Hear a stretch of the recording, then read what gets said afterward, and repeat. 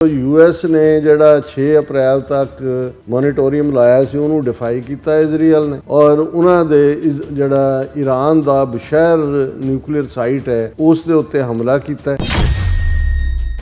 ਜੋ ਹਾਲਾਤ ਜਿੱਧਰ ਨੂੰ ਜਾ ਰਹੇ ਨੇ, ਈਵਨ ਬਿਨਾਂ ਅਮਰੀਕਾ ਦੀ ਆਗਿਆ ਤੋਂ ਵੀ ਇਜ਼ਰਾਈਲ ਨਿਊਕਲੀਅਰ ਜਿਹੜਾ ਹੈ ਉਹ ਇਸਤੇਮਾਲ ਕਰ ਸਕਦਾ ਹੈ ਅਗੇਂਸਟ ਈਰਾਨ। ਵੀ ਅਮਰੀਕਾ ਨੇ ਜਿਨ੍ਹਾਂ ਦੀ ਟਾਈਮ ਟੂ ਟਾਈਮ ਮਦਦ ਵੀ ਕੀਤੀ, ਜਾਂ ਜਿਹੜੇ ਅਮਰੀਕਾ ਦੀ ਮਦਦ ਤੇ ਟਾਈਮ ਟੂ ਟਾਈਮ ਆਏ, ਉਹ ਨੈਟੋ ਹੋਏ ਜਾਂ ਦੂਸਰੀਆਂ ਤਾਕਤਾਂ ਹੋਣ, ਉਹਨਾਂ ਨੇ ਵੀ ਜਦੋਂ ਹੁਣ ਇਹ ਤਬਾਹੀ ਨਜ਼ਰ ਆ ਰਹੀ ਹੈ ਤੇ ਡਿਸਟੈਂਸ ਕਰਨਾ ਸ਼ੁਰੂ ਕਰ ਦਿੱਤਾ। ਪਰ ਹਾਲ ਦੀ ਘੜੀ ਇਉਂ ਲੱਗਦਾ ਵੀ ਜਿਹੜਾ ਡਰਾਈਵਿੰਗ ਸੀਟ ਦੇ ਉੱਤੇ ਨੇਤਨਯਾਹੂ ਬੈਠਾ ਹੈ ਤੇ ਬਾਕੀਆਂ ਨੂੰ ਜਿਹੜਾ ਉਹ ਆਪਣੇ ਤੌਰ ਉਹ ਹਾਲਾਤ ਪੈਦਾ ਕਰ ਰਿਹਾ ਕਿ ਅਮਰੀਕਾ ਦੇ ਲਈ ਕੋਈ ਐਗਜ਼ਿਟ ਸਟ੍ਰੈਟਜੀ ਰਹੇ। ਇਸ ਬਦਲਦੀ ਦੁਨੀਆ ਵਿੱਚ ਤੁਸੀਂ ਪਿੱਛੇ ਨਾ ਰਹਿ ਜਾਓ। ਹਰ ਘਟਨਾ ਜੋ ਤੁਹਾਡੀ ਜ਼ਿੰਦਗੀ ਤੇ ਅਸਰ ਪਾ ਰਹੀ ਹੈ, ਅਸੀਂ ਉਸ ਬਾਰੇ ਦਵਾਂਗੇ ਤੁਹਾਨੂੰ ਸਟੀਕ ਤੇ ਸਹੀ ਜਾਣਕਾਰੀ। ਤੁਹਾਡਾ ਆਪਣਾ ਹੱਕ ਸੱਚ ਦੀ ਆਵਾਜ਼ TV84।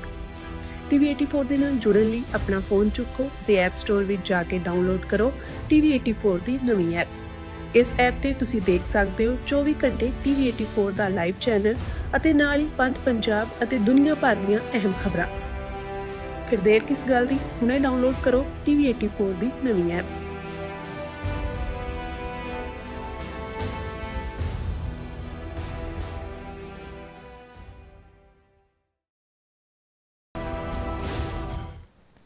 ਵਾਹਿਗੁਰੂ ਜੀ ਕਾ ਖਾਲਸਾ, ਵਾਹਿਗੁਰੂ ਜੀ ਕੀ ਫਤਿਹ। ਅਸਲਾਮ ਵਾਲੇਕਮ, ਆਦਾਬ ਵਰਸ। ਮੈਂ ਹਾਂ ਤੁਹਾਡੀ ਹੋਸਟ ਨੀਲਮ ਕੌਰ ਤੇ ਮੈਂ TV84 ਸਾਰੇ ਦਰਸ਼ਕਾਂ ਤੇ ਸਰੋਤਿਆਂ ਨੂੰ ਜੀ ਆਇਆਂ ਕਹਿੰਦੀ ਹਾਂ ਪ੍ਰੋਗਰਾਮ ਸੱਚੋ ਸੱਚ ਵਿੱਚ, ਜਿਹੜੇ ਇਸ ਪ੍ਰੋਗਰਾਮ ਨਾਲ ਦੇਸ਼ਾਂ ਵਿਦੇਸ਼ਾਂ ਤੋਂ ਜੁੜ ਚੁੱਕੇ ਨੇ।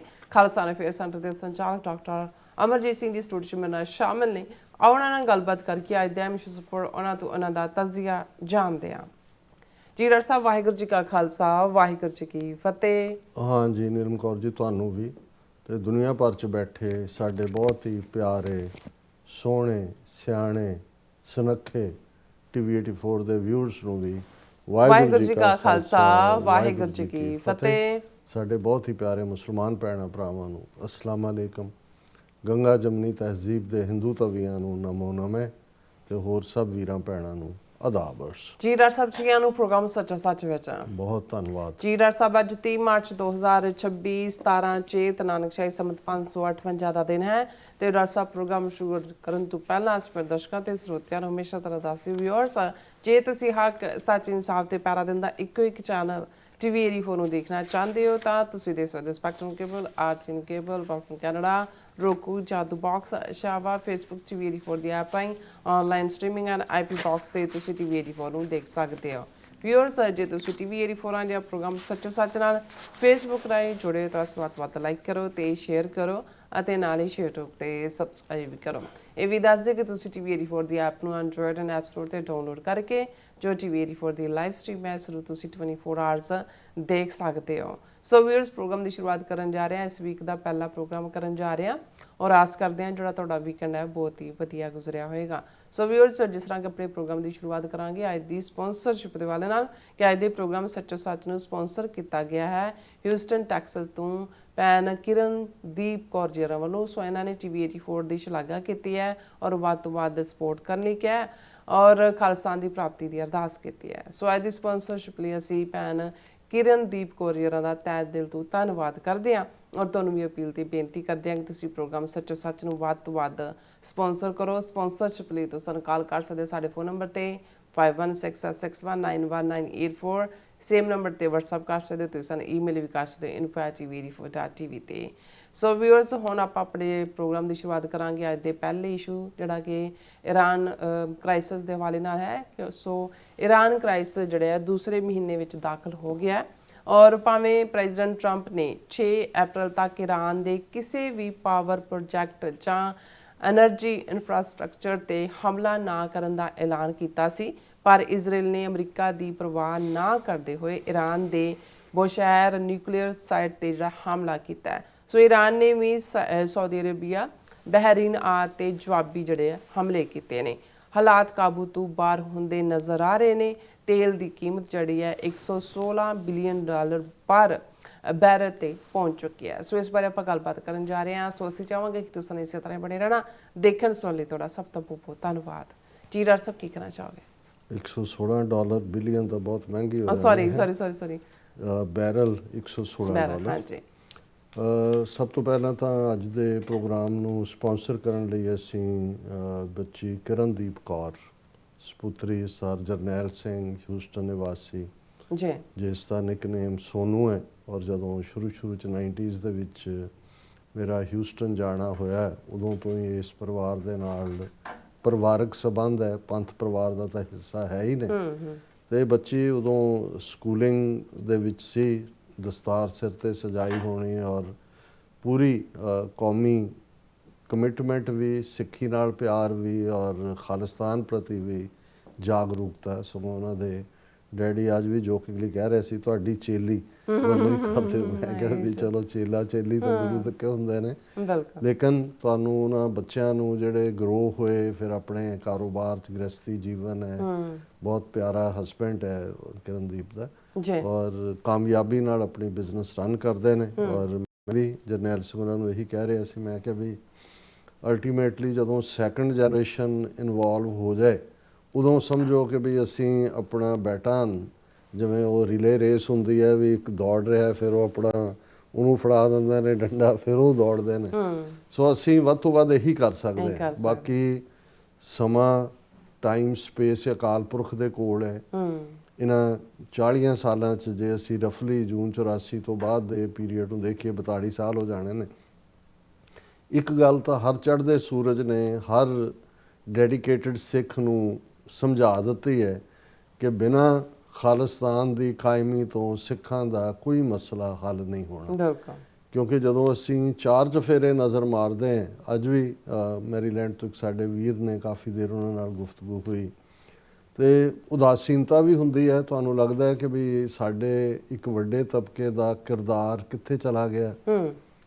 ਇਹ ਵੀ ਨਜ਼ਰ ਆਉਂਦਾ ਹੈ ਵੀ ਬੀਜੇਪੀ ਨੇ ਕਿੰਨੀਆਂ ਡਰਟੀ ਗੇਮਸ ਇੱਕੋ ਵੇਲੇ ਚਾਬੀ ਦੇ ਕੇ ਕਿੰਨਿਆਂ ਨੂੰ ਛੱਡਿਆ ਹੋਇਆ। ਕਿਵੇਂ ਅੱਜ ਸਨਾਤਨੀ ਔਰ ਦੂਸਰਾ ਦੇ ਨਾਂ ਥੱਲੇ ਕੋਈ ਨੀਲਾ ਬਾਣਾ ਪਾ ਕੇ ਆ ਗਿਆ, ਕੋਈ ਚਿੱਟੇ ਬਾਣੇ 'ਚ ਨਾਮਧਾਰੀ ਹੈ ਜਿਹੜੇ ਮਰੇ ਮੁੱਕੇ ਹੋਏ ਸੀ। ਉਦੋਂ ਬਾਬਾ ਰਾਮ ਸਿੰਘ ਦੇ ਜਿਹੜੀ ਹੈ ਇੱਕ ਵੱਡੀ ਸੇਵਾ ਪੰਥ 'ਚ ਰਹੀ ਹੈ, ਉਹਦੇ ਕਰਕੇ ਇਤਿਹਾਸ ਸਿਰਜਿਆ ਹੋਇਆ। ਉਹ ਤਾਂ ਉਹਨਾਂ ਦੇ ਭੈਣ, ਜਦੋਂ ਤੱਕ ਬਾਬਾ ਰਾਮ ਸਿੰਘ ਉਹਨਾਂ ਨੂੰ ਜਲਾਵਤਨ ਕਰਕੇ ਭੇਜਿਆ ਗਿਆ ਰੰਗੂਨ ਬਰਮਾ, ਉਦੋਂ ਅਜੇ ਇਹਨਾਂ ਨੇ ਕਾਲਾ ਪਾਣੀ ਨਹੀਂ ਸੀ ਲੱਭਿਆ। ਨਵੇਂ ਹਾਕਮਾਂ ਨੇ ਤਾਂ ਡਿਬਰੂਗੜ੍ਹ ਲੱਭ ਲਿਆ। ਔਰ ਉਦੋਂ ਤੱਕ ਜਿਹੜਾ ਹੈ ਉਹ ਮੂਵਮੈਂਟ ਸੀ ਉਹਨਾਂ ਦਾ। ਕਾਲ ਵੀ ਫਰੰਗੀ ਰਾਜ ਨੂੰ ਖਤਮ ਕਰਨ ਦੀ ਸੀ, ਸਵਦੇਸ਼ੀ, ਕਿ ਭਾਈ ਵਿਦਨ ਜਿਹੜੀ ਅਸੀਂ ਖੁਦ ਬਣਾਉਂਦੇ ਹਾਂ ਚੀਜ਼ਾਂ ਉਹਦਾ ਇਸਤੇਮਾਲ ਕਰੋ। ਅੰਗਰੇਜ਼ੀ ਟ੍ਰੇਨਾਂ, ਉਹਨਾਂ ਦੇ ਪੋਸਟ ਆਫਿਸ, ਇਹਨਾਂ ਸਾਰਿਆਂ ਦੇ ਵੀ ਬਾਈਕਾਟ ਦੀ ਲਾਈਨ ਸੀ। ਉਸ ਤੋਂ ਬਾਅਦ ਤਾਂ ਉਹਨਾਂ ਨੇ, ਔਰ ਭੈਣੀ ਇਹਨਾਂ ਦੇ ਡੇਰੇ ਦੇ ਸਾਹਮਣੇ ਪੁਲਿਸ ਥਾਣਾ ਸੀ, ਜਦੋਂ ਐਨ ਬਾਬਾ ਰਾਮ ਸਿੰਘ ਵਾਲੇ ਪਾਰਟ ਨੂੰ ਨਿਊਟਰਲਾਈਜ਼ ਕਰ ਦਿੱਤਾ, ਅੱਗੋਂ ਉਹਨਾਂ ਦੇ ਟੱਬਰ ਜਿਹੜੇ ਨੇ ਉਹਨਾਂ ਨੂੰ ਅੰਗਰੇਜ਼ਾਂ ਨੇ ਆਪਣੇ ਪਿੱਠੂ ਬਣਾ ਲਿਆ। ਤੇ ਉਦੋਂ ਤੋਂ ਲੈ ਕੇ ਡਿਊਰਿੰਗ ਦਾ ਬ੍ਰਿਟਿਸ਼ ਪੀਰੀਅਡ ਫਿਰ ਅੰਗਰੇਜ਼ਾਂ ਦੇ ਕੁੱਤੇ ਬਣੇ ਰਹੇ। 47 ਤੋਂ ਬਾਅਦ ਕਾਂਗਰਸ ਦੇ ਨਾਲ ਚਿੱਟਾ ਉਹ ਪਹਿਰਾਵਾ ਜ਼ਰੂਰ ਉਹ ਰੱਖਿਆ ਹੋਇਆ, ਫਸਵੀਆਂ ਜਿਹੀਆਂ ਪਜਾਮੀਆਂ ਪਾਉਣ ਦਾ ਤੇ ਉੱਚੇ ਉੱਚੇ ਜਿਹੇ ਕੁਰਤੇ ਤੇ ਗੋਲ ਚਿੱਟੀ ਪੱਗ, ਜਿਵੇਂ ਲੱਗਦਾ ਕਿ ਵੀ ਦੇਖੋ ਜੀ ਇਹਨਾਂ ਨੇ ਕਿੰਨਾ ਗੁਰਮੁਖੀ ਪਹਿਰਾਵਾ ਪਹਿਨੇ। ਪਰ ਅੱਜ ਖੁੱਲ੍ਹ ਕੇ ਜਿਹੜੇ ਨੇ ਇਹ ਹਿੰਦੂ ਤਵੀਆਂ ਦੇ ਜਿਹੜੇ ਨੇ ਏਜੰਡੇ ਨੂੰ ਅੱਗੇ ਤੋਰ ਰਹੇ ਨੇ।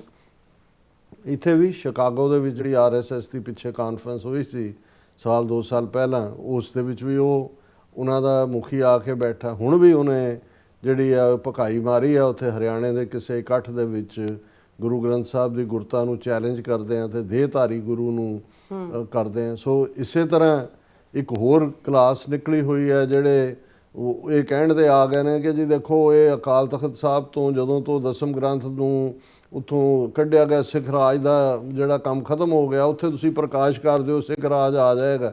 ਪਰ ਨਾਲ ਦੀ ਨਾਲ ਉਹੀ ਨੇ ਜਿਹੜੇ ਹੋਲੀ ਵੀ ਇੱਕ ਦੂਜੇ ਦੇ ਮੂੰਹ ਤੇ ਮਲਦੇ ਨੇ, ਜਿਹੜੇ ਕੁੰਭ ਨਹਾਉਣ ਨੂੰ ਵੀ ਜਸਟੀਫਾਈ ਕਰਦੇ ਨੇ, ਜਿਹੜੇ ਸਾਰੇ ਸਨਾਤਨੀ ਹਿੰਦੂ ਧਰਮ ਨੂੰ ਜਿਹੜਾ ਉਹ ਸਿੱਖੀ ਨੂੰ ਉਹਦੀ ਕੰਟੀਨਿਊਟੀ ਦੱਸਦੇ ਨੇ। ਸੋ ਤੁਸੀਂ ਇਸ ਕਿਸਮ ਦੇ ਲੋਕ, ਗੱਲ ਇਹ ਨਹੀਂ ਹੈ, ਗੱਲ ਇਹ ਹੈ ਕਿ ਵੀ ਕਿਵੇਂ ਜਿਹੜੇ ਨੇ ਥਾਂ ਥਾਈਂ ਉਹਨਾਂ ਦੇ ਜਿਹੜੇ ਪੁਰਜੇ ਨੇ ਉਹ ਫਿੱਟ ਕੀਤੇ ਹੋਏ ਨੇ ਉਹਨਾਂ ਨੇ, ਜਿਹੜੇ ਕਿ ਉਹਨੂੰ ਜਸਟੀਫਾਈ ਕਰਦੇ ਨੇ। ਇਵੇਂ ਹੀ ਪ੍ਰਮੁੱਖ ਦਮਦਮੀ ਟਕਸਾਲ ਜਿਨ੍ਹਾਂ 'ਚੋਂ ਸੰਤ ਕਰਤਾਰ ਸਿੰਘ, ਸੰਤ ਜਰਨੈਲ ਸਿੰਘ, ਸਾਡਾ ਸੰਘਰਸ਼ ਨਿਕਲਦਾ ਹੈ। ਬਿਲਕੁਲ। ਉਹਨਾਂ ਦੇ ਇੱਕ ਗਰੁੱਪ, ਕਿਉਂਕਿ 4-5 ਥਾਵਾਂ ਦੇ ਉੱਤੇ ਅੱਡ-ਅੱਡ ਉਸ ਦੇ ਮੁਖੀ ਨੇ, ਉਹ ਜਿਹੜਾ ਅਮਿਤ ਸ਼ਾਹ ਦੀ ਪ੍ਰੈਜ਼ੈਂਸ 'ਚੋਂ ਇੱਕ ਹੋਰ ਸਾਧ ਹੈ, ਉਹ ਹਿੰਦੂ ਤਵੀ साध कह रहा है कि पहले सिखों में तनातनी थी, सिखों और हमारे में, अब सब ठीक है, अब सब सनातनी है सिख। ਹੁਣ ਇੱਕ ਪਾਸਾ ਤਾਂ ਉਹ ਹੈ ਜਿਹੜੇ ਬਿਲਕੁਲ ਅੱਗੇ ਸਿਆਸੀ ਤੌਰ ਤੇ ਅਸੀਂ ਆਮ ਆਦਮੀ ਪਾਰਟੀ, ਕਾਂਗਰਸ, ਬਾਦਲ ਅਕਾਲੀ ਦਲ, ਇਹਨਾਂ ਸਾਰਿਆਂ ਦੇ ਕਿਰਦਾਰ ਨੂੰ ਦੇਖ ਰਹੇ। ਸੈਕੰਡਲੀ ਕ੍ਰਾਈਮ ਪੰਜਾਬ ਦੇ ਵਿੱਚ ਕਿਸ ਲੈਵਲ ਤੇ, ਈਵਨ ਉਹਨਾਂ ਦੀਆਂ ਭੇਜੀਆਂ ਗੈਂਗਾਂ ਬਾਹਰ ਅਮਿਤ ਸ਼ਾਹ ਦੀਆਂ, ਉਹ ਬਿਸ਼ਨੋਈ ਹੈ ਕਿ ਉਹ ਗੋਲਡੀ ਬਰਾੜ ਹੈ ਕਿ ਕੋਈ ਹੋਰ ਹੈ। ਮੈਂ ਦੇਖਦਾ ਕੈਨੇਡਾ ਦੇ ਜਿਹੜੇ ਸ਼ੋਅ ਹੁੰਦੇ ਨੇ ਆਪਣੇ ਪੰਥ ਪ੍ਰਸਤ, ਸਾਡੇ ਟਾਕ ਸ਼ੋਅ ਹੋਸਟ ਵੀ ਕਰਦੇ ਨੇ, ਜੇ 6 ਖਬਰਾਂ ਨੇ ਉਹਦੇ 'ਚ 4 ਜਿਹੜੀਆਂ ਨੇ ਉਹ ਵਾਇਲੈਂਸ ਦੀਆਂ ਹੁੰਦੀਆਂ ਕਿ ਫਲਾਣੇ ਬਿਜ਼ਨਸ ਦੇ ਉੱਤੇ ਗੋਲੀ ਚੱਲੀ, ਫਲਾਣਾ ਗੋਲੀ ਚਲਾ ਕੇ ਸਰੀ ਤੋਂ ਦੌੜ ਕੇ ਜਿਹੜਾ ਕੈਲਗਰੀ ਗਿਆ ਸੀ ਉਹ ਫੜਿਆ ਗਿਆ, ਬਰੈਂਪਟਨ ਦੇ ਵਿੱਚ ਜਿਹੜਾ ਇਹ ਲੁੱਟਮਾਰ ਦੀ ਘਟਨਾ, ਔਰ ਉਹਦੇ 'ਚ ਤੁਹਾਨੂੰ ਜਿਹੜੇ ਨੇ ਮੈਜੋਰਿਟੀ ਕਿ ਆਲਮੋਸਟ 100% ਜਿਹੜੇ ਨੇ ਆਪਣੇ ਨਜ਼ਰ ਆਉਣਗੇ।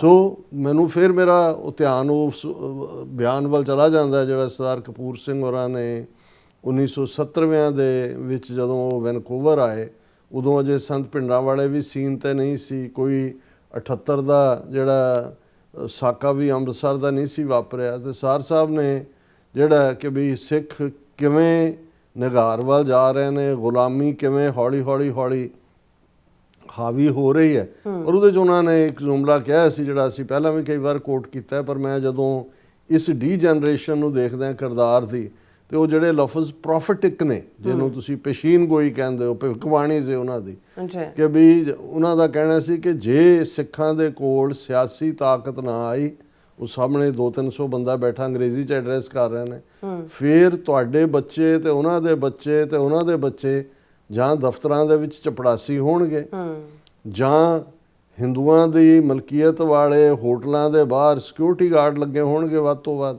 ਜਾਂ ਹਿੰਦੂਆਂ ਦੀਆਂ ਕਾਰਾਂ ਦੇ ਡਰਾਈਵਰ ਹੋਣਗੇ, ਤੇ ਜਾਂ ਵੇਸਾਈਡ ਰੋਬਰ ਹੋਣਗੇ, ਲਟੇਰੇ। ਇਸ ਤੋਂ ਬਿਯੋਂਡ ਕੁਝ ਨਹੀਂ ਹੋਏਗਾ ਜੇ ਤੁਹਾਡੇ ਕੋਲ, ਤੁਹਾਡੀ ਕੌਮ ਕੋਲ ਡਿਸੀਜਨ ਮੇਕਿੰਗ ਪਾਵਰ ਜਾਂ ਪੋਲੀਟੀਕਲ ਪਾਵਰ ਨਾ ਆਈ।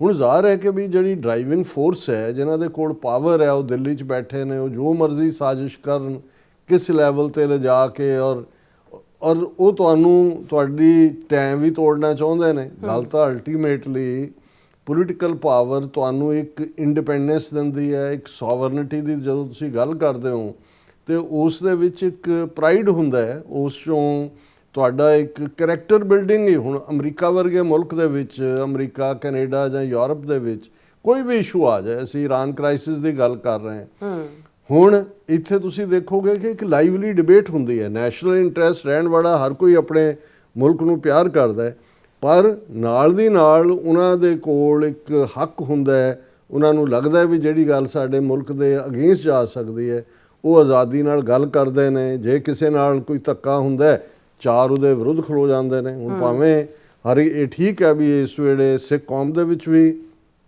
ਇਸ ਮੁੱਦੇ ਨੂੰ ਲੈ ਕੇ ਜਿਹੜੀ ਹੈ ਇੱਕ ਡਿਵੀਜ਼ਨ ਹੈ, ਅਮਰੀਕਾ ਦੇ ਵਿੱਚ ਵੀ ਇਰਾਨ ਕ੍ਰਾਈਸਿਸ ਨੂੰ ਲੈ ਕੇ ਜਾਂ ਇਰਾਨ ਵਾਰ ਨੂੰ ਲੈ ਕੇ ਇੱਕ ਵੱਡੀ ਡਿਵੀਜ਼ਨ ਹੈ। ਆ ਵੀਕਐਂਡ ਦੇ ਉੱਤੇ ਜਿਹੜੇ ਨੋ ਕਿੰਗ ਪ੍ਰੋਟੈਸਟ ਹੋਏ, ਲੱਖਾਂ ਲੋਕ ਬਾਹਰ ਨਿਕਲੇ ਨੇ।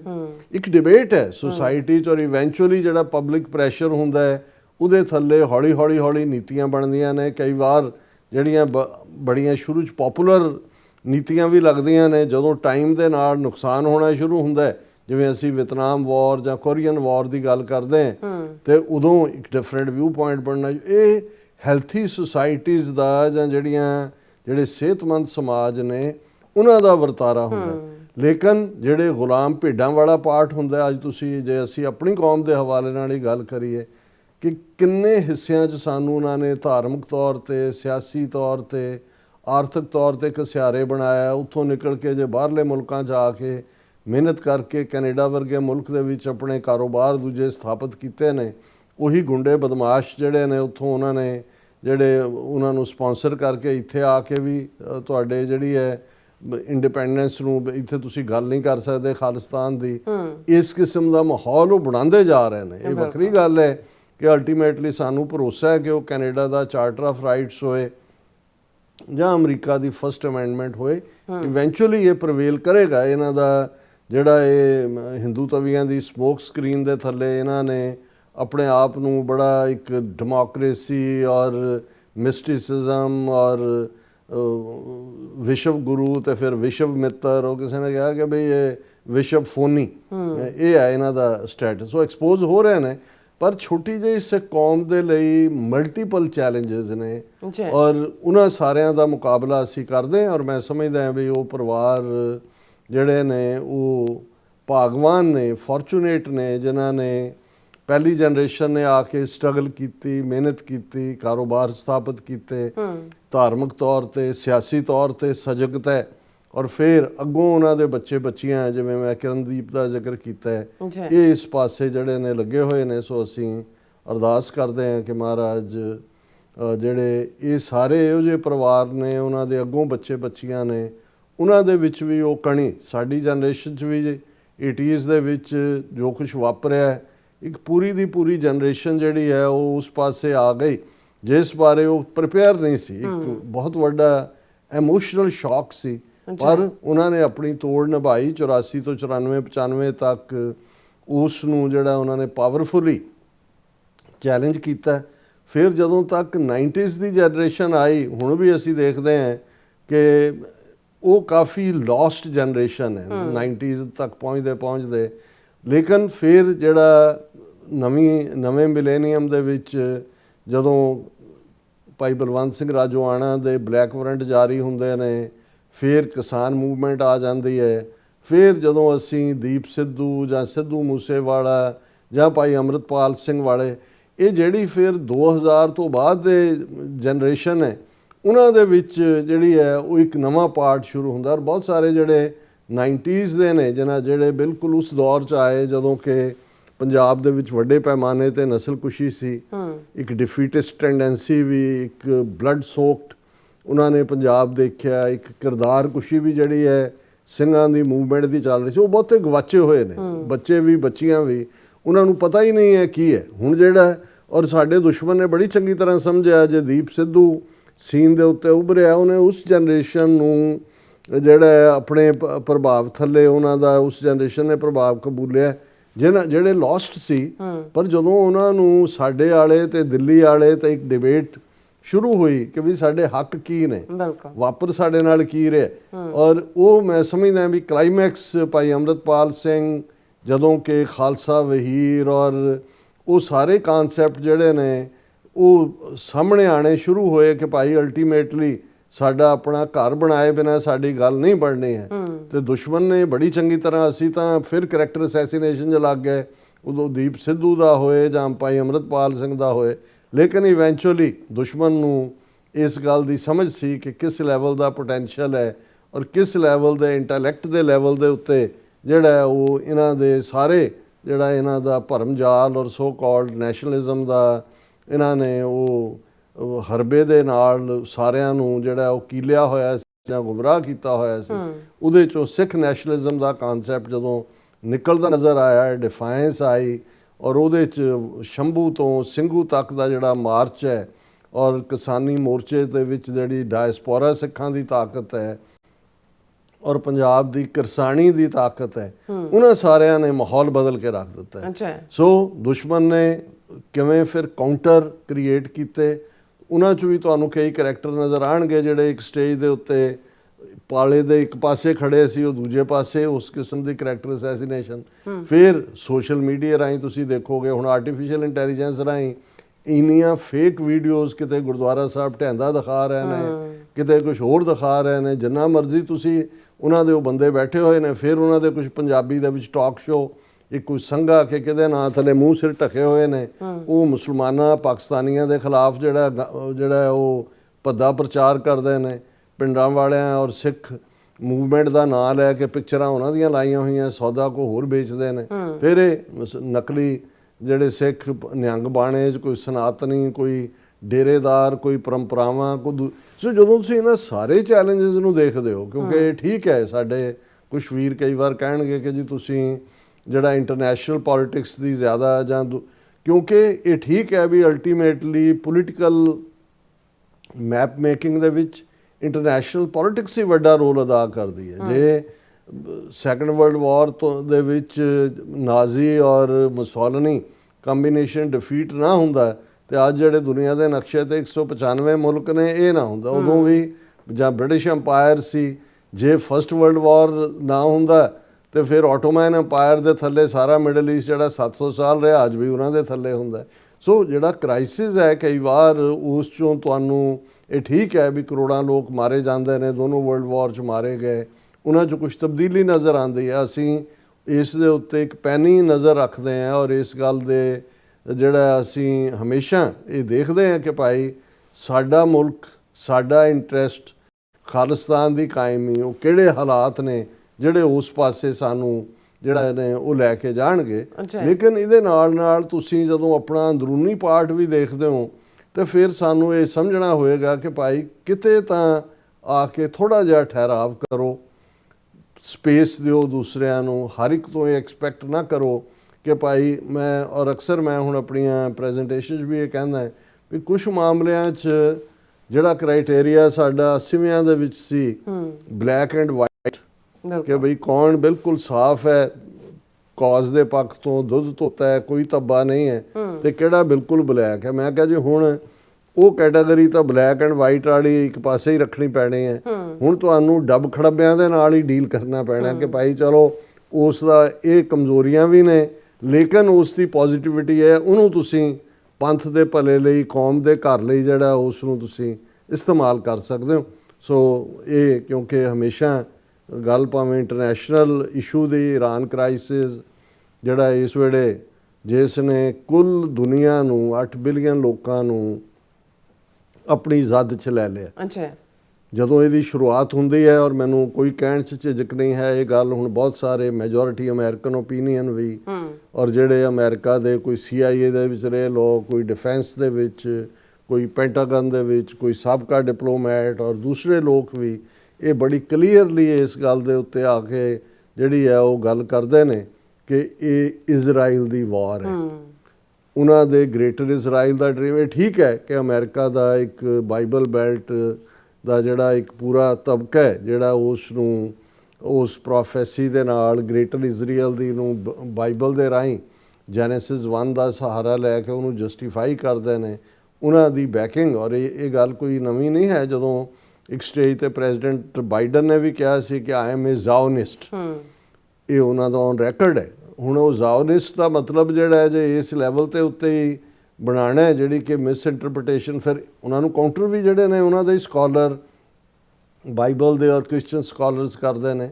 ਔਰ ਇਵਨ ਜੇ ਅਸੀਂ ਲਗਭਗ 1.5 ਬਿਲੀਅਨ ਲੋਕਾਂ ਦੀ ਨੁਮਾਇੰਦਗੀ ਕਰਦੇ ਕੈਥੋਲਿਕਸ ਦੇ ਪੋਪ ਦਾ ਜ਼ਿਕਰ ਕਰੀਏ ਤੇ ਅਸੀਂ ਉਹਨਾਂ ਦੀ ਸਟੇਟਮੈਂਟ ਵੀ ਡਿਸਕਸ ਕੀਤੀ ਹੈ ਪਹਿਲਾਂ ਵੀ ਕਿ ਭਾਈ ਕਿਵੇਂ ਜਿਹੜੀ ਇਹ ਵਾਰ ਨੂੰ ਤਾਂ ਨਹੀਂ ਜਸਟੀਫਾਈ ਕਰਦਾ ਕੋਈ ਵੀ ਮਜ਼ਹਬ ਜਿਹੜਾ ਹੈ ਉਹ ਇਸ ਲੈਵਲ ਦੇ ਉੱਤੇ ਕਿ ਜੀ ਕਿਉਂਕਿ ਇੱਕ ਜਿਹੜਾ ਉਹ ਕਹਾਣੀ ਕਿਸੇ ਨੇ ਘੜੀ ਹੋਈ ਹੈ ਉਹਦੇ ਥੱਲੇ ਤੁਸੀਂ ਉਹਨੂੰ ਬਣਾਉਣਾ ਹੈ, ਗ੍ਰੇਟਰ ਇਜ਼ਰਾਈਲ ਬਣਾਉਣਾ ਹੈ, ਉਹਦੇ ਲਈ ਤੁਸੀਂ ਤਬਾਹੀ ਕਰੋ, ਵੈਸਟ ਬੈਂਕ ਨੂੰ ਵੀ ਆਪਣੇ ਨਾਂ ਨਾਲ ਰਜਿਸਟਰ ਕਰਾ ਲਓ, ਉਸ ਐਕਸਪੈਂਡ। ਕਿਉਂਕਿ ਜੇ ਤੁਸੀਂ ਧਿਆਨ ਨਾਲ ਦੇਖੋਗੇ ਕਿ ਵੀ ਹੁਣ ਧਿਆਨ ਬਹੁਤਿਆਂ ਦਾ ਈਰਾਨ ਦੇ, ਕਿਉਂਕਿ 28 ਫਰਵਰੀ ਨੂੰ ਇਜ਼ਰਾਈਲ ਸਟ੍ਰਾਈਕ ਕਰਦਾ ਹੈ ਜਿਹਦੇ 'ਚ ਉਹਨਾਂ ਦੇ ਜਿਹੜੇ ਨੇ ਉਹ ਖਮੀਨਾਈ ਔਰ ਬਹੁਤ ਸਾਰੇ ਹਾਇਰ ਅਪ ਮਾਰੇ ਜਾਂਦੇ ਨੇ। ਉਸੇ ਦਿਨ ਹੀ ਜਿਹੜਾ ਹੁਣ ਕਿਉਂਕਿ ਮੇਨ ਇਸ ਦੇ ਲਈ ਪੁਸ਼ ਤਾਂ ਇਜ਼ਰਾਈਲ ਨੇ ਕੀਤਾ, ਇਸ ਬਾਰੇ ਤਾਂ ਕੋਈ ਦੋ ਰਾਵਾਂ ਨਹੀਂ ਨੇ। ਔਰ ਕਿ ਜੀ ਸਾਡੇ ਕੋਲ ਇੰਟੈਲੀਜੈਂਸ ਹੈਗੀ ਆ, ਇੱਥੇ ਸਾਰੇ ਇਕੱਠੇ ਨੇ, ਅਸੀਂ ਇੱਕ ਗੋਚ ਮਾਰ ਦਿਆਂਗੇ, ਲੋਕਾਂ ਦੇ ਵਿੱਚ ਜਿਹੜਾ ਰਿਬੈਲੀਅਨ ਹੋਏਗਾ, ਲੋਕ ਖੜੇ ਹੋ ਜਾਣਗੇ, ਰਜੀਮ ਚੇਂਜ ਹੋ ਜਾਏਗੀ, ਦਿਸ। ਔਰ ਪ੍ਰੈਜ਼ੀਡੈਂਟ ਟਰੰਪ ਇਹਦੇ ਬਾਵਜੂਦ ਕਿ ਜਿਹੜੇ ਆਪਣੇ ਇਸ ਕੈਂਪੇਨ ਦੇ ਉੱਤੇ ਜਿੱਤ ਕੇ ਆਏ ਕਿ man of piece, president of piece, ਦੁਨੀਆ 'ਚ ਨੋ ਮੋਰ ਵਾਰਸ, ਜਿਹੜੀਆਂ ਸਾਡੀਆਂ ਵਾਰਸ ਨਹੀਂ ਨੇ। ਔਰ ਉਹਨਾਂ ਨੇ ਈਵਨ 2003 ਦੇ ਵਿੱਚ ਜਦੋਂ ਜੂਨੀਅਰ ਬੁਸ਼ ਨੇ ਅਟੈਕ ਕੀਤਾ ਇਰਾਕ ਦੇ ਉੱਤੇ, ਪ੍ਰੈਜ਼ੀਡੈਂਟ ਟਰੰਪ ਦਾ ਹਾਲਾਂ ਉਸ ਜ਼ਮਾਨੇ 'ਚ ਕੋਈ ਪੋਲੀਟਿਕਸ 'ਚ ਵੀ ਨਹੀਂ ਸੀਗੇ, ਉਹ ਟਾਕ ਸ਼ੋ ਆਪਣੇ ਦੂਸਰੇ ਰਿਐਲਿਟੀ ਸ਼ੋਅ ਔਨ ਰੈਕਰਡ ਹੈ ਉਹਨਾਂ ਦਾ, ਪ੍ਰੈਜ਼ੀਡੈਂਟ ਟਰੰਪ ਦਾ, ਕਿ ਇਹ ਜਿਹੜਾ ਉਹਨੂੰ ਬੁਸ਼ ਨੂੰ ਇੰਪੀਚ ਕੀਤਾ ਜਾਣਾ ਚਾਹੀਦਾ ਕਿ ਵੀ ਇਹ ਜਿਹੜੀ ਹੈ ਸਾਡੀ ਵਾਰ ਨਹੀਂ ਹੈ। ਹੁਣ ਇਸ ਲੈਵਲ ਤੇ ਅਚਾਨਕ ਐਸਾ ਕੀ ਹੁੰਦਾ ਹੈ ਜਿਹੜੇ ਕਿ ਵੀ ਉਹ ਫੁੱਲ ਸਕੇਲ ਅੱਜ ਜਦੋਂ ਅਸੀਂ ਗੱਲਬਾਤ ਕਰ ਰਹੇ ਹਾਂ, ਅਮਰੀਕਨ ਜਿਹੜੇ ਨੇ ਉਹ ਫੌਜੀ ਬੂਟਸ ਔਨ ਦਾ ਗਰਾਊਂਡ ਦਾ ਜ਼ਿਕਰ ਵੀ ਹੋ ਰਿਹਾ, ਇੰਨੇ ਹਜ਼ਾਰ ਮੈਰੀਨ ਉੱਥੇ ਪਹੁੰਚ ਕੇ ਫਲਾਣਾ ਜਿਹੜਾ ਆਈਲੈਂਡ ਹੈ ਉਸ ਨੂੰ ਖੜਗ ਆਈਲੈਂਡ ਉਸ ਨੂੰ ਲੈਣ ਦੀ ਗੱਲ ਵੀ ਹੋ ਰਹੀ ਹੈ। ਔਰ ਬਾਕੀ ਸਾਰਾ ਵੀ ਜਿਹੜਾ ਪਾਰਟ ਚੱਲ ਰਿਹਾ, ਕਿਉਂਕਿ ਇੱਕ ਪਾਸੇ ਜਿਹੜਾ 10 ਦਿਨ ਦਾ ਪੌਜ਼ 6 ਅਪ੍ਰੈਲ ਤੱਕ ਜਿਹਦੇ ਥੱਲੇ ਇੱਕ ਪਾਸੇ ਨੈਗੋਸ਼ੀਏਸ਼ਨ ਦੀ ਗੱਲਬਾਤ, ਪਾਕਿਸਤਾਨ ਦੀ ਵਿਚੋਲਗੀ ਜਿਹਦੇ 'ਚ ਤੁਰਕੀਏ ਵੀ ਹੈ ਔਰ ਇਜਿਪਟ ਵੀ ਹੈ, ਔਰ ਬਾਅਦ ਦੇ ਵਿੱਚ ਸਾਊਦੀ ਅਰੇਬੀਆ ਦਾ ਵੀ ਜ਼ਿਕਰ ਹੋਇਆ ਕਿ ਭਾਈ ਹੋ ਰਿਹਾ ਪਾਕਿਸਤਾਨ ਦੀ ਫੋਰਨ ਮਿਨਿਸਟਰੀ। ਹਾਲਾਂਕਿ ਈਰਾਨ ਨੇ ਵੀ ਕਿਹਾ ਵੀ ਇਨਡਾਇਰੈਕਟ ਐਕਸਚੇਂਜ ਆਫ ਮੈਸੇजेस ਹੈ, 15 ਪੁਆਇੰਟ ਪ੍ਰੋਗਰਾਮ ਉਹਨੇ ਦਿੱਤਾ, 5 ਪੁਆਇੰਟ ਉਹਨੇ ਦਿੱਤਾ। ਪਰ ਚਲੋ ਇਹ ਹੁੰਦਾ ਹੈ ਕਿ ਵੀ ਕਈ ਵਾਰ ਤੁਸੀਂ ਜਦੋਂ ਨੈਗੋਸ਼ੀਏਸ਼ਨ ਵੀ ਕਰ ਰਹੇ ਹੁੰਦੇ ਹੋ, ਸਾਈਮਲਟੇਨੀਅਸਲੀ ਤੁਸੀਂ ਆਪਣੀ ਪਾਵਰ ਵੀ ਬਿਲਡ ਕਰ ਰਹੇ ਹੁੰਦੇ ਹੋ, ਕਿਉਂਕਿ ਬਹੁਤ ਵਾਰ ਹੁੰਦਾ ਹੈ ਵੀ ਨੈਗੋਸ਼ੀਏਸ਼ਨ ਟੇਬਲ 'ਤੇ ਜੋ ਕੁਝ ਨਿਕਲਦਾ ਉਹ ਤੁਹਾਡੀ on the ground Ki strength ਹੈ ਉਹਦੇ 'ਤੇ ਹੁੰਦਾ। ਸੋ ਇਹ ਸਮਝ ਆ ਸਕਦਾ ਹੈ ਕਿ ਵੀ ਅਮਰੀਕਾ ਨੇ ਬੈਕਅਪ ਪਲਾਨ ਵੀ ਉਹਨਾਂ ਦੀ ਹੋਏਗੀ, ਲੇਕਿਨ ਜਦੋਂ ਅਮਰੀਕਨ ਹੁਣ ਕਮਾਂਡਰ ਤਾਂ ਕਿਸੇ ਵੀ ਫੌਜ ਦਾ ਇੱਕ ਹੁੰਦਾ ਹੈ। ਜੇ ਇਜ਼ਰਾਈਲ ਨੇ ਅਮਰੀਕਾ ਨੂੰ ਆਪਣੇ ਨਾਲ ਲਾਇਆ ਤਾਂ ਜ਼ਾਹਰ ਹੈ ਵੀ ਉਹਨਾਂ ਦੇ ਤਾਂ ਜੋ ਹਥਿਆਰ ਐਵਰੀਡੇ ਇਸਤੇਮਾਲ ਹੁੰਦੇ ਨੇ ਅਮਰੀਕਾ ਦਿੰਦਾ ਹੈ, ਮਦਦ ਵੀ ਉਹਨਾਂ ਦੀ ਕਰੋ ਤਾਂ ਹਫਤਾ ਸਸਟੇਨ ਨਹੀਂ ਕਰ ਸਕਦੇ ਬਿਨਾਂ ਅਮਰੀਕਾ ਤੋਂ। ਤੇ ਜੇ ਆਪਣਾ word of mouth president Trump ਨੇ ਦਿੱਤਾ, ਔਰ ਆਲਰੇਡੀ ਇਰਾਨੀ ਔਰ ਦੂਸਰੇ ਸਸਪੀਸ਼ੀਅਸ ਨੇ ਕਿ 2 ਵਾਰ ਗੱਲਬਾਤ ਹੁੰਦਿਆਂ ਜਿਹੜੀ ਆ ਉਹ ਬੰਬਾਰਡ ਕਰਕੇ ਇਜ਼ਰਾਈਲ ਨੇ ਜਿਹੜਾ ਉਹ ਸਾਰੇ ਨੂੰ ਜਿਹੜਾ ਉਹ ਸਾਬੋਤਾਜ ਕੀਤਾ ਉਸ ਨੈਗੋਸ਼ੀਏਸ਼ਨ ਨੂੰ। ਤੇ ਹੁਣ ਤਾਂ ਘੱਟੋ ਘੱਟ ਜੇ ਇਸ ਨੂੰ ਜਿਹੜੀ ਜਦੋਂ ਅਸੀਂ 8 ਬਿਲੀਅਨ ਲੋਕਾਂ ਦੀ ਸਫਰਿੰਗ ਕਹਿੰਦੇ ਹਾਂ ਕਿ $60-62 ਦੀ ਕਰੂਡ ਆਇਲ ਦੀ ਬੈਰਲ ਤੋਂ ਅੱਜ $116 ਤੱਕ ਪਹੁੰਚ ਗਈ, ਔਰ ਜਿਵੇਂ ਨਜ਼ਰ ਆ ਰਿਹਾ ਹੈ ਜੇ ਇਹੀ ਬੂਟਸ ਔਨ ਦਾ ਗਰਾਊਂਡ ਹੋਏ, ਫਰਦਰ ਲੜਾਈ ਐਸਕੇਲੇਟ ਹੋਈ, ਕੈਜੂਅਲਟੀਜ਼ ਹੋਈਆਂ, ਇੱਧਰੋਂ ਜਿਹੜੇ ਹੁਥੀ ਨੇ ਉੱਥੇ ਬੈਠੇ ਹੋਏ ਯਮਨ ਦੇ ਵਿੱਚ ਉਹ ਉਹਨੂੰ ਰੈੱਡ ਸੀ ਨੂੰ ਵੀ ਬਲੌਕ ਕਰਨ ਦੀ ਗੱਲ ਕਰ ਰਹੇ ਨੇ। ਜੇ 20% ਆਇਲ ਸਟੇਟ ਆਫ ਹਾਰਮੂਜ਼ ਚੋਂ ਨਿਕਲਦਾ ਦੁਨੀਆ ਦਾ ਜਿਹੜਾ ਟ੍ਰੇਡ ਹੁੰਦਾ ਤੇ ਲਗਭਗ 10% ਉੱਥੋਂ ਰੈੱਡ ਸੀ ਚੋਂ ਨਿਕਲਦਾ ਹੈ। ਆਲਰੇਡੀ ਵੀਕਐਂਡ ਦੇ ਉੱਤੇ ਹੁਥੀਜ਼ ਦੀਆਂ ਮਿਸਾਈਲਸ ਜਿਹੜੀਆਂ ਨੇ ਉਹ ਇਜ਼ਰਾਈਲ ਨੂੰ ਹਿੱਟ ਕਰਨੀਆਂ ਸ਼ੁਰੂ ਹੋਈਆਂ, 2 ਵੱਜੀਆਂ ਕਿ 3 ਵੱਜੀਆਂ, ਇਹ ਵੇਰੀ ਕਰ ਸਕਦਾ। ਸੋ ਇਸ ਸਾਰੇ ਦੇ ਚੱਲਦੇ ਆ, ਕਿਉਂਕਿ ਇਜ਼ਰਾਈਲ ਦਾ ਏਜੰਡਾ ਨੈਫੇਰੀਅਸ ਹੈ। ਉਹ ਇੱਕ ਪਾਸੇ ਵੈਸਟ ਬੈਂਕ ਦੇ ਵਿੱਚ ਸੈਟਲਰਸ ਤੋਂ ਪੂਰੀ ਵਾਇਲੈਂਸ ਕਰਵਾ ਰਿਹਾ, ਨਾਲ ਦੀ ਨਾਲ ਇਜ਼ਰਾਈਲੀ ਕਨੈਸਟ ਨੇ ਜਿਹਨੂੰ ਪਾਰਲੀਮੈਂਟ ਕਹਿੰਦੇ ਨੇ ਮਤਾ ਕੀਤਾ ਕਿ ਜੇ ਕੋਈ ਵੀ ਫਲਸਤੀਨੀ ਜਿਹੜਾ ਕੋਈ ਵਾਇਲੈਂਸ ਕਰੇਗਾ ਇਜ਼ਰਾਈਲੀ ਫੌਜ ਦੇ ਖਿਲਾਫ ਉਹਨੂੰ ਸਜ਼ਾਏ ਮੌਤ, ਕੋਈ ਅਪੀਲ, ਕੋਈ ਮਰਸੀ ਨਹੀਂ, 90 ਦਿਨਾਂ ਦੇ ਵਿੱਚ। ਔਰ ਜਿਹੜਾ ਉਹਨਾਂ ਦਾ ਇੱਕ ਐਕਸਟ੍ਰੀਮ ਰਾਈਟ ਵਿੰਗਰ ਪਾਰਟੀ ਦਾ ਜਿਹਨੇ ਆਪਣੇ ਉਹ ਪਿੰਨ ਨਹੀਂ ਲਾਇਆ ਹੁੰਦਾ ਹੈ ਆਪਣੀ ਜੈਕਟ ਦੇ ਉੱਤੇ ਜਿਹੜਾ ਨਿਊਜ਼ ਹੈ ਉਹਦਾ ਫਾਂਸੀ ਦਾ ਫੰਦਾ ਹੈ, ਉਹ ਆਪਣੇ ਕੰਮ ਲੱਗੇ ਹੋਏ ਨੇ। ਲੈਬਨਾਨ ਦੇ ਵਿੱਚ ਜਾ ਬੜੀ ਇਜ਼ਰਾਈਲੀ ਫੌਜ, ਹਾਲਾਂ ਉੱਥੇ ਹਿਜ਼ਬੁੱਲਾ ਰੈਜ਼ਿਸਟ ਕਰ ਰਿਹਾ। ਮਕਸਦ ਇਹ ਉਹਨਾਂ ਦੇ ਸਾਊਥ ਆਫ ਲੈਬਨਾਨ ਦੇ ਵਿੱਚ ਇੱਕ ਵੱਡਾ ਚੰਕ ਟੈਰੀਟਰੀ ਦਾ ਖੋਹ ਕੇ, ਕਿਉਂਕਿ ਜਿਹੜਾ ਗ੍ਰੇਟਰ ਇਜ਼ਰਾਈਲ ਦੀ ਲਾਈਨ ਹੈ ਉਹਦੇ 'ਚ ਅਸੀਂ ਆਲਰੇਡੀ ਦੱਸਿਆ ਵੀ ਨੀਲ ਦਰਿਆ ਤੋਂ ਲੈ ਕੇ ਤੇ ਸਾਊਦੀ ਅਰੇਬੀਆ ਤੱਕ। ਹੁਣ ਜੇ ਈਰਾਨ ਨੇ ਫਰੰਟ ਖੋਲ੍ਹਿਆ ਜਵਾਬ ਦੇ ਵਿੱਚ, ਜਿਹੜੇ ਅਮਰੀਕੀ ਅੱਡੇ ਸੀ ਸਾਊਦੀ ਅਰੇਬੀਆ ਦੇ ਵਿੱਚ, ਬਹਿਰੀਨ ਦੇ ਵਿੱਚ, ਉਹਨਾਂ ਦੇ ਦੁਬਈ ਦੇ ਵਿੱਚ, ਉਹਨਾਂ UAE ਦੇ ਅੱਡ ਹੋਰ ਥਾਵਾਂ ਤੇ ਇਹ ਵੀ ਉਹਨੂੰ ਸੂਟ ਕਰਦਾ ਇਜ਼ਰਾਈਲ ਨੂੰ, ਕਿਉਂਕਿ ਜੇ ਸਾਊਦੀ ਅਰੇਬੀਆ ਡਿਫੈਂਸਲੈਸ ਹੋ ਗਿਆ, ਹਾਲ ਦੀ ਘੜੀ ਤਾਂ ਨੈਗੋਸ਼ੀਏਸ਼ਨ ਦੀ ਹੋਪ ਹੈ ਵੀ ਕੋਈ ਨਿਕਲ ਆਏਗਾ, ਤੇ ਫਿਰ ਉਹਦਾ ਗ੍ਰੇਟਰ ਇਜ਼ਰਾਈਲ 'ਚ ਸਾਊਦੀ ਅਰੇਬੀਆ ਦਾ ਹਿੱਸਾ ਵੀ ਹੈ, ਉਹਦੀ ਪੋਰਟ ਵੀ ਉਹਨਾਂ ਨੇ ਕਾਬੂ ਦਾ ਤੇਲ ਵੀ ਕਾਬੂ ਕਰਨਾ ਹੈ। ਲੈਬਨਾਨ ਦੇ ਇੱਕ ਹਿੱਸੇ 'ਚ ਵੈਸੇ ਹੀ ਵੈਸਟ ਬੈਂਕ ਪਰਮਾਨੈਂਟਲੀ ਨਾਲ ਲਾ ਰਹੇ ਨੇ, ਜੈਰੂਸ਼ਲਮ। ਸੋ ਫਿਰ ਕੋਈ ਫਲਸਤੀਨ ਸਟੇਟ ਦੀ ਉਹ ਹੋਪ ਵੀ ਖਤਮ ਕਰ ਦੇਣਾ ਚਾਹੁੰਦੇ ਨੇ। ਹੁਣ ਇਹ ਠੀਕ ਹੈ ਕਿ ਵੀ ਇਸ ਵੇਲੇ ਸ਼ਾਇਦ ਜਿਹੜੇ ਵਿਦਨ ਡਿਸੀਜਨ ਮੇਕਰ ਨੇ ਅਮਰੀਕਾ ਦੇ ਉਹ ਵੀ ਐਗਜ਼ਿਟ ਰਾਊਟ ਵੀ ਲੱਭ ਰਹੇ ਨੇ, ਪਰ ਇਜ਼ਰਾਈਲ ਇਉਂ ਲੱਗਦਾ ਵੀ ਹੁਣ ਵੀ ਇਹ ਜਿਹੜਾ ਹਮਲਾ ਹੈ, ਔਰ ਇਹਦੇ 'ਚ ਅਸੀਂ ਦੇਖਦੇ ਹਾਂ ਮੇਨ ਉਹਨਾਂ ਦੀ ਐਸੋਸੀਏਟਡ ਪ੍ਰੈਸ ਦੀ ਵੀ ਇਹੀ ਸੀ, Israel defies US moratorium hits Bushehr nuclear site. ਹੁਣ ਕਿ ਮਤਲਬ US ਨੇ ਜਿਹੜਾ 6 ਅਪ੍ਰੈਲ ਤੱਕ ਮੋਨਿਟੋਰੀਅਮ ਲਾਇਆ ਸੀ ਉਹਨੂੰ ਡਿਫਾਈ ਕੀਤਾ ਇਜ਼ਰਾਈਲ ਨੇ, ਔਰ ਉਹਨਾਂ ਦੇ ਜਿਹੜਾ ਈਰਾਨ ਦਾ ਬੁਸ਼ੈਰ ਨਿਊਕਲੀਅਰ ਸਾਈਟ ਹੈ ਉਸ ਦੇ ਉੱਤੇ ਹਮਲਾ ਕੀਤਾ। ਔਰ ਇਸ ਨੂੰ even international atomic energy agency ਜਿਹੜੀ UN ਦੀ ਬਾਡੀ ਆ ਉਹਨੇ ਵੀ ਕਨਫਰਮ ਕੀਤਾ। ਔਰ ਇਹ ਜਿਹੜਾ ਹਾਲਾਂ ਜਿਹੜਾ ਉਹਨਾਂ ਦਾ ਇਕਰਾਰ ਸੀ ਕਿ ਕੋਈ એનર્ਜੀ ਇਨਫਰਾਸਟ੍ਰਕਚਰ ਦੇ ਉੱਤੇ ਜਾਂ ਕਿਸੇ ਨਿਊਕਲੀਅਰ ਦੇ ਉੱਤੇ ਜਿਹੜਾ ਹੈ ਉਹ ਨਹੀਂ ਅਟੈਕ ਕੀਤਾ ਜਾਏਗਾ। ਬਸ਼ੈਰ ਨਿਊਕਲੀਅਰ ਪਲਾਂਟ ਦੇ ਉੱਤੇ ਹੋਇਆ। ਹਾਲਾਂ ਇੰਟਰਨੈਸ਼ਨਲ ਐਟੋਮਿਕ ਐਨਰਜੀ ਏਜੰਸੀ ਨੇ ਕਿਹਾ ਕਿ ਉਹਦਾ ਵਿੱਚ ਕੋਈ ਲੀਕੇਜ ਅਜੇ ਨਜ਼ਰ ਨਹੀਂ ਆਈ, ਜਾਂ ਕਿਉਂਕਿ ਜੇ ਅਟੈਕ ਹੁੰਦਾ ਹੈ ਐਨਰਿਚਡ ਯੂਰੇਨੀਅਮ ਹੈ ਤੇ ਆਲਰੇਡੀ ਨਿਊਕਲੀਅਰ ਵੱਲ ਗੱਲ ਜਾ ਸਕਦੀ ਹੈ। ਔਰ ਜਿਵੇਂ ਖਬਰਾਂ ਦੇ ਉੱਤੇ ਅੱਡ ਐਕਸਪਰਟਸ ਕਹਿ ਰਹੇ ਨੇ, ਉਹਨਾਂ ਨੇ ਕਿਹਾ ਕਿ ਵੀ ਜੋ ਹਾਲਾਤ ਜਿੱਧਰ ਨੂੰ ਜਾ ਰਹੇ ਨੇ, ਈਵਨ ਬਿਨਾਂ ਅਮਰੀਕਾ ਦੀ ਆਗਿਆ ਤੋਂ ਵੀ ਇਜ਼ਰਾਈਲ ਨਿਊਕਲੀਅਰ ਜਿਹੜਾ ਹੈ ਉਹ ਇਸਤੇਮਾਲ ਕਰ ਸਕਦਾ ਹੈ ਅਗੇਂਸਟ ਈਰਾਨ। ਲੇਕਿਨ ਕੁਝ ਸਕਾਲਰਸ ਨੇ ਕਾਊਂਟਰ ਇਹ ਕਰਨਾ ਸ਼ੁਰੂ ਕੀਤਾ ਹੈ ਵੀ ਈਰਾਨ ਦੇ ਕੋਲ ਵੀ, ਕਿਉਂਕਿ ਜਿਹੜਾ 8 ਮਹੀਨੇ ਦਾ ਵਕਤ ਜੂਨ ਦੇ ਉਹ ਸਾਰੇ ਤੋਂ ਬਾਅਦ ਮਿਲਿਆ, ਉਸ ਨੇ ਜਿਹੜਾ ਆਲਮੋਸਟ 60% ਉਹਨਾਂ ਦਾ ਐਨਰਿਚਡ ਯੂਰੇਨੀਅਮ ਹੈ, ਉਹਦੇ ਰਾਹੀਂ ਉਹਨਾਂ ਦੇ ਕੋਲ ਵੀ ਨਿਊਕਲੀਅਰ ਡੈਟਰੈਂਟ ਹੋਣ ਦੀਆਂ ਕਾਫੀ ਸੰਭਾਵਨਾਵਾਂ ਨੇ। ਸੋ ਇਹਦਾ ਮਤਲਬ ਇਹ ਹੈ ਵੀ ਸਾਡਾ ਸੰਸਾਰ ਕਿਸ ਪਾਸੇ ਵੱਲ ਜਾ ਰਿਹਾ ਹੈ। ਔਰ ਜਿਹੜਾ ਇੰਟਰਨੈਸ਼ਨਲ ਐਟੋਮਿਕ ਐਨਰਜੀ ਏਜੰਸੀ ਦਾ ਕਹਿਣਾ ਹੈ ਕਿ ਭਾਈ ਕੋਈ ਜਿਹੜਾ ਆਪਰੇਟਿੰਗ ਰਿਐਕਟਰ ਨੂੰ ਭਾਵੇਂ ਡੈਮੇਜ ਨਹੀਂ ਹੋਇਆ, ਪਰ ਇਹ ਡੀਪ ਕੰਸਰਨ ਹੈ ਜਿਸ ਪਾਸੇ ਵੱਲ ਗੱਲ ਜਾ ਰਹੀ ਹੈ। ਔਰ ਈਰਾਨ ਗਾਰਡਸ ਨੇ, ਜਿਹੜਾ ਈਰਾਨ ਰੈਵੋਲੂਸ਼ਨਰੀ ਗਾਰਡ ਹੈ, ਕਿਉਂਕਿ ਈਰਾਨ ਵਾਲਿਆਂ ਨੇ ਵੀ, ਉਹਨਾਂ ਦੇ ਰੈਵੋਲੂਸ਼ਨਰੀ ਗਾਰਡ ਫੋਰਨ ਮਿਨਿਸਟਰੀ ਨੇ ਕਿਹਾ ਕਿ ਅਸੀਂ ਬੜੀ ਬੇਸਬਰੀ ਨਾਲ ਅਮਰੀਕਨ ਫੌਜਾਂ ਦਾ ਇੰਤਜ਼ਾਰ ਕਰ ਰਹੇ ਹਾਂ, ਆਓ। ਔਰ ਇਹ ਕਿਹਾ ਜਾਂਦਾ ਵੀ ਉਹਨਾਂ ਨੇ 10 ਲੱਖ ਆਰਮੀ ਜਿਹੜੀ ਹੈ ਉਹ ਮਸਟਰ ਕਰ ਲਈ ਹੈ, ਜੋ ਉਹਨਾਂ ਦਾ ਫਿਗਰ ਹੈ। ਹੋ ਸਕਦਾ ਐਗਜ਼ੈਜਰੇਟਡ ਵੀ ਹੋਏ, ਲੇਕਿਨ ਅਸੀਂ ਇਹ ਸਮਝਦੇ ਹਾਂ ਵੀ ਕਿਸੇ ਵੀ ਹਾਲਤ ਦੇ ਵਿੱਚ ਗਰਾਊਂਡ ਟਰੂਪਸ ਜਦੋਂ ਸਾਡੇ ਉੱਥੇ ਜਾਣਗੇ ਬਹੁਤ ਜ਼ਿਆਦਾ ਕੈਜੂਅਲਟੀਜ਼ ਹੋਣਗੀਆਂ। ਉਹਨੂੰ ਉਹ ਕਿੰਨਾ ਕੁ ਸਸਟੇਨ, ਕਿੰਨੀ ਦੇਰ, ਇਹ ਠੀਕ ਹੈ ਕਿ ਅਮਰੀਕਾ ਦੀ ਪਾਵਰ ਦੇ ਸਾਹਮਣੇ ਇੱਕ ਸਟੇਜ ਦੇ ਉੱਤੇ ਉਹਨੂੰ ਕੈਪਚਰ ਕਰ ਲੈਣਗੇ। ਜੇ ਸਟ੍ਰੇਟ ਆਫ ਹਾਰਮੂਜ਼ ਨੂੰ ਖੁੱਲੀ ਤਾਂ ਉਹ ਹੈ, ਲੇਕਿਨ ਉਹ ਈਰਾਨ ਪੈਸੇ ਵੀ ਲੈ ਰਿਹਾ ਔਰ ਮਰਜ਼ੀ ਵਾਲੇ ਜਹਾਜ਼ਾਂ ਨੂੰ ਹੀ ਜਾਣ ਦੇ ਰਿਹਾ। ਔਰ ਅੱਜ ਵੀ ਜਦੋਂ ਫਿਰ ਇਹ ਇਜ਼ਰਾਈਲ ਦੇ ਅਟੈਕ ਤੋਂ ਬਾਅਦ ਜਿਹੜੀ ਈਰਾਨ ਨੇ ਜਵਾਬੀ, ਉਹ ਤਾਂ ਉਹਨਾਂ ਨੂੰ ਜਿਹੜੀਆਂ ਸਾਊਦੀ ਅਰੇਬੀਆ ਜਾਂ ਦੂਜੇ 'ਚ ਨੇ, ਈਰਾਨ ਗਾਰਡ ਸੇ ਸਟਰਕ ਬਹਿਰੀਨ UAE ਐਲੂਮੀਨੀਅਮ ਪਲਾਂਟਸ। ਉਹਨਾਂ ਨੇ, ਈਰਾਨ ਰੈਵੋਲੂਸ਼ਨਰੀ ਗਾਰਡ ਨੇ ਦਾਅਵਾ ਕੀਤਾ ਹੈ ਕਿ ਉਹਨਾਂ ਨੇ ਵੀ ਮਿਸਾਈਲਸ ਲਾਂਚ ਕੀਤੀਆਂ, ਡਰੋਨ ਸਟ੍ਰਾਈਕ ਕੀਤੀਆਂ ਐਲੂਮੀਨੀਅਮ ਪਲਾਂਟਸ ਬਹਿਰੀਨ ਦੇ। ਔਰ ਇਹ ਸਾਰੇ ਦਾ ਨਤੀਜਾ ਜਿਹੜਾ ਈਵਨ ਇਹ ਵੀ ਆਇਆ ਕਿ ਵੀ ਸਾਊਦੀ ਅਰੇਬੀਆ ਦੇ ਵਿੱਚ ਜਿਹੜਾ ਉਹ ਕਾਫੀ ਅਮਰੀਕੀ ਬੇਸ ਨੂੰ ਨੁਕਸਾਨ ਪਹੁੰਚਿਆ।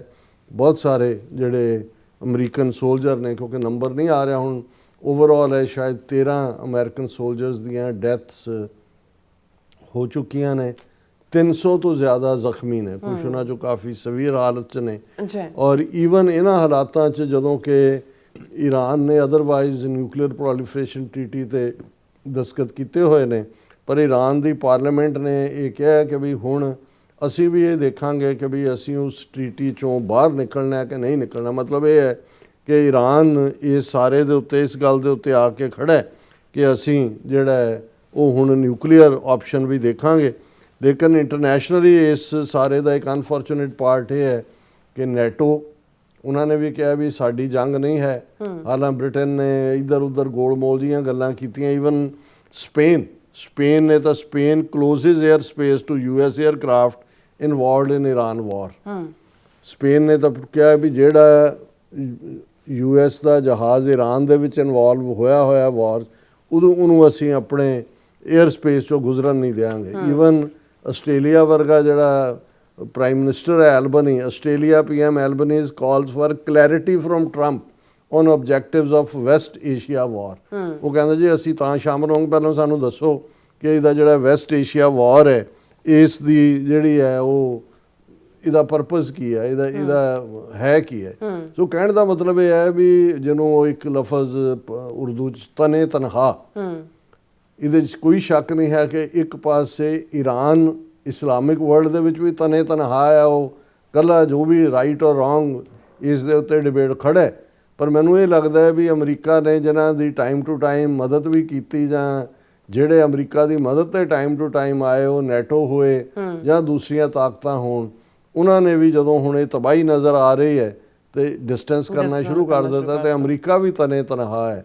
ਪਰ ਅਗੇਨ ਮੈਂ ਇੰਡੀਵਿਜੂਅਲੀ ਮਹਿਸੂਸ ਕਰਦਾ ਕਿ ਪ੍ਰੈਜ਼ੀਡੈਂਟ ਟਰੰਪ ਇੱਕ ਸਟਰੋਂਗ ਪਰਸਨੈਲਿਟੀ ਨੇ, ਔਰ ਜੇ ਉਹਨਾਂ ਨੇ ਮਨ ਬਣਾ ਲਿਆ, ਉਹਨਾਂ ਦੇ ਕੰਨਾਂ 'ਚ ਕਿਸੇ ਤੱਕ ਨੇ ਪਹੁੰਚਾਤਾ ਹੈ ਕਿ ਬਈ ਇਸ 'ਚੋਂ ਸਾਡਾ ਪੋਲੀਟੀਕਲ ਲਾਸ ਵੀ ਹੈ, ਮੁਲਕ ਦਾ ਲਾਸ ਵੀ ਹੈ, ਇਹ ਵਿਤਨਾਮ ਤੋਂ ਵੀ ਖਤਰਨਾਕ ਲੈਵਲ ਤੱਕ ਅਸੀਂ ਜਾ ਕੇ ਫਸ ਜਾਵਾਂਗੇ, ਇਹਨੂੰ ਐਂਡ ਕਰੋ, ਤੇ ਫਿਰ ਮੈਂ ਵੀ ਨੇਤਨਯਾਹੂ ਨੂੰ ਜਿਹੜਾ ਉਹ ਝਾੜ ਕੇ ਬਿਠਾ ਦੇਣ। ਪਰ ਹਾਲ ਦੀ ਘੜੀ ਇਉਂ ਲੱਗਦਾ ਵੀ ਜਿਹੜਾ ਡਰਾਈਵਿੰਗ ਸੀਟ ਦੇ ਉੱਤੇ ਨੇਤਨਯਾਹੂ ਬੈਠਾ ਹੈ ਤੇ ਬਾਕੀਆਂ ਨੂੰ ਜਿਹੜਾ ਉਹ ਆਪਣੇ ਤੌਰ ਉਹ ਹਾਲਾਤ ਪੈਦਾ ਕਰ ਰਿਹਾ ਹੈ ਕਿ ਅਮਰੀਕਾ ਦੇ ਲਈ ਕੋਈ ਐਗਜ਼ਿਟ ਸਟ੍ਰੈਟਜੀ ਰਹੇ ਹੀ ਨਾ। ਜੀ ਰਾਜ ਸਾਹਿਬ ਤੁਹਾਡਾ ਬਹੁਤ ਬਹੁਤ ਸ਼ੁਕਰੀਆ। ਸੋ ਥੱਲੇ ਨੇ ਬ੍ਰੇਕ ਤੇ ਜਾਣ ਤੋਂ ਪਹਿਲਾਂ ਅਸੀਂ ਦਰਸ਼ਕਾਂ ਦੇ ਸਰੋਤਿਆਂ ਨੂੰ ਅਪੀਲ ਤੇ ਬੇਨਤੀ ਕਰਦੀ ਹੈ ਵਿਊਅਰਸ, ਜਿਸ ਤਰ੍ਹਾਂ ਤੁਸੀਂ ਜਾਣਦੇ ਹੋ ਕਿ ਟੀਵੀ 84 ਇੱਕ ਪੰਥਕ ਚੈਨਲ ਹੈ ਔਰ ਟੀਵੀ 84 ਦੀ ਚੜ੍ਹਦੀ ਕਲਾ ਲਈ ਵੱਧ ਤੋਂ ਵੱਧ ਡੋਨੇਟ ਕਰੋ। ਡੋਨੇਟ ਕਰਨ ਲਈ ਸਾਡੀ ਵੈਬਸਾਈਟ tv84.tv ਤੇ ਜਾ ਕੇ ਪੇਪਾਲ ਦੀ ਵਰਤੋਂ ਕਰਕੇ ਵਨ ਟਾਈਮ ਡੋਨੇਟ ਕਰ ਸਕਦੇ ਹੋ, ਮੰਥਲੀ ਡੋਨੇਟ ਵੀ ਕਰ ਸਕਦੇ ਹੋ। ਤੁਸੀਂ ਟੀਵੀ 84 ਦੇ ਨਾਮ ਤੇ ਚੈੱਕ ਬਣਾ ਕੇ ਸਾਨੂੰ ਮੇਲ ਵੀ ਕਰ ਸਕਦੇ ਹੋ ਸਾਡੇ ਇਸ ਪਤੇ ਤੇ 36-01 37th Avenue, Long Island City, New York 11101 USA, ਜਾਂ ਫਿਰ ਤੁਸੀਂ ਸਾਨੂੰ ਫੋਨ ਰਾਹੀਂ ਵੀ ਸੰਪਰਕ ਕਰ ਸਕਦੇ ਹੋ 5166191984। ਤੁਸੀਂ ਸਾਨੂੰ ਈਮੇਲ ਵੀ ਕਰ ਸਕਦੇ ਹੋ info@tv84.tv ਤੇ। ਅਸੀਂ ਤੁਹਾਡੇ ਤਹਿ ਦਿਲ ਤੋਂ ਸ਼ੁਕਰਗੁਜ਼ਾਰ ਹੋਵਾਂਗੇ। ਸੋ ਥੱਲੇ ਨੇ ਬ੍ਰੇਕ ਵਿਊਅਰਸ, ਤੁਸੀਂ ਇਸੇ ਤਰ੍ਹਾਂ ਬਣੇ ਰਹਿਣਾ। ਮਿਲਦੇ ਆਫਟਰ ਦਿਸ ਸ਼ਾਰਟ ਬ੍ਰੇਕ।